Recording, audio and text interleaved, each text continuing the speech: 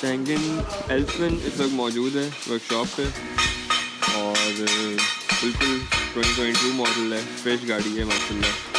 और एक माइनर इसमें जो है वो डेंट है फ्रंट पैसेंजर डोर पे, जिसको हम लोग ट्रायल ट्रीट करेंगे।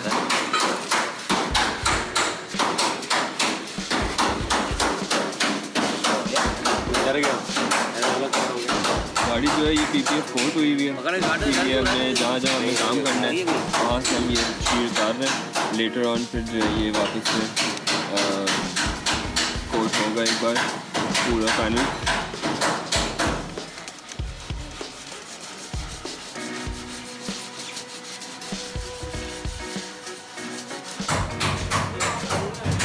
ये है बैक वेट, डीप है काफ़ी।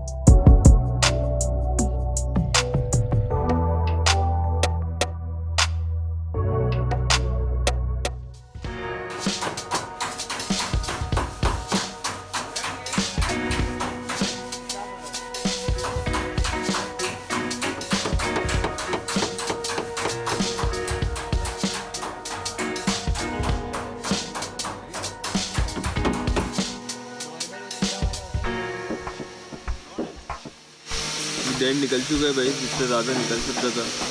उसके अलावा करेंगे तो शीट पे जो है वो निशान आ सकते हैं। और उसके अलावा ये जगह बहुत ही ज़्यादा कॉम्प्लिकेटेड है जहाँ वो डेंट है।